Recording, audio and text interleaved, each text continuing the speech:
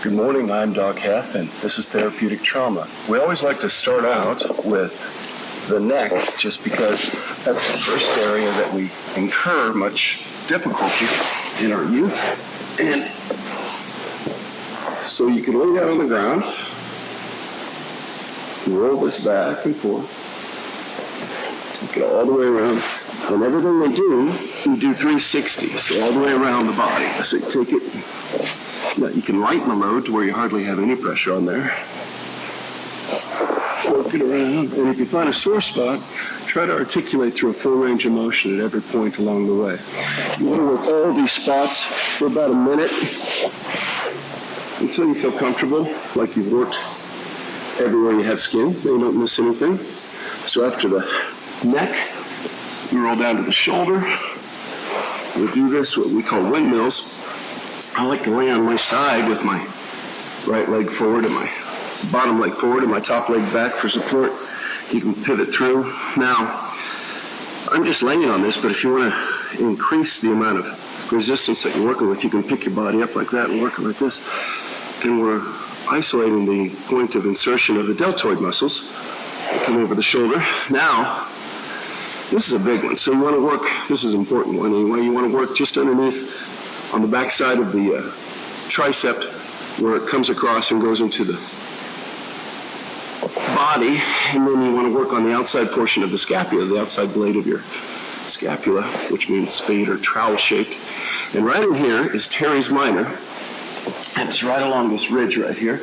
And if you're like most folks, it's going to be pretty tender. So you want to work it, and because the muscle runs like this, you want to work the ball back and forth in a serpentine motion, one of my favorite words.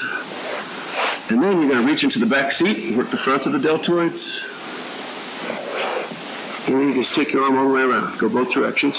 You want to keep the ball in tight to where the humerus is, the head of the humerus, then you're working all points of the rotator cuff.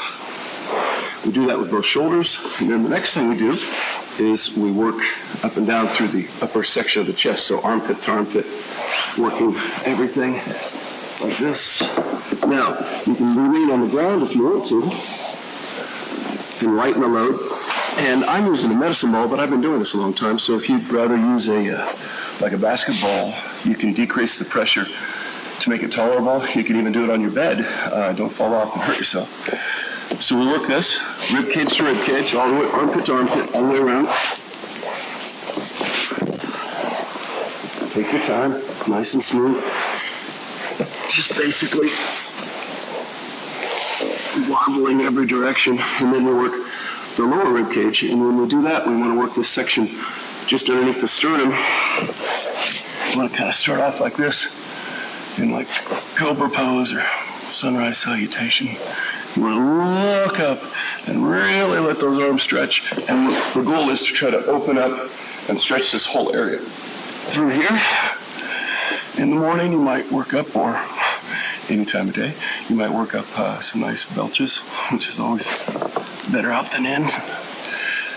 So, and then work it up over the tip of the xiphoid with an X. Work it up over the tip of the xiphoid up and through your sternum, and then pay attention to each side where the ribs come in and connect. And you want to make sure that you're using light enough pressure to do some good, but not so much as to hurt yourself, because you don't want to injure yourself on the way to making yourself feel better. Every time you work this stuff through, you're doing three things. You're stimulating circulation, lymphatic flow, and mobility. And that creates an environment where tight restricted tissue can't exist, and you force this stuff to heal.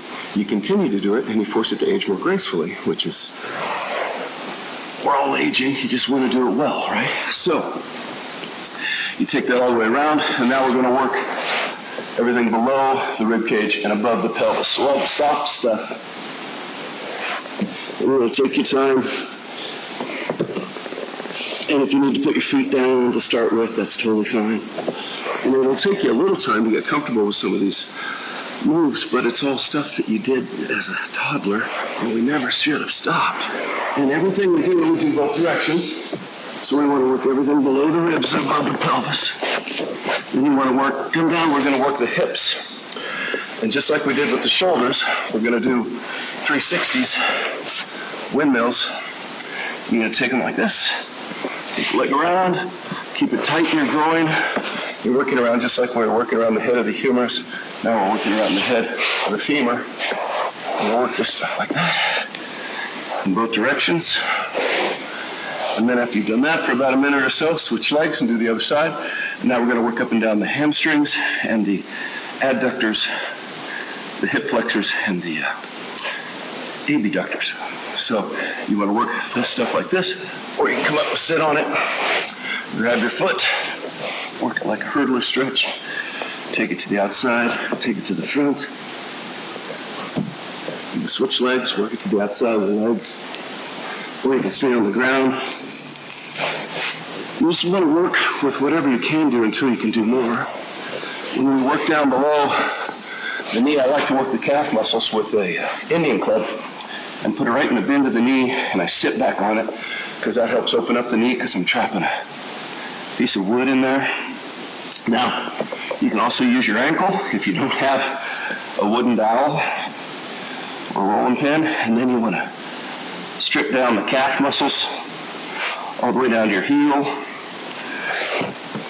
Work that on both sides, and then I'm a big fan taking a ball, working around the medial malleolus, that's your ankle, and then on the outside as well.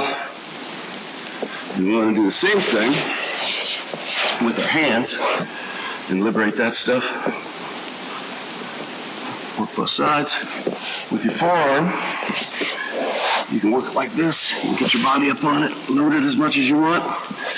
To get the inside, it's a little more taxing. You want to grab the inside, and the knee has to be above the elbow to lock the arm. And then you're going to pivot over and grab the inside of that elbow and roll that around. Some of these positions are a little more complicated to get into, but keep with it and it'll get easier as you go.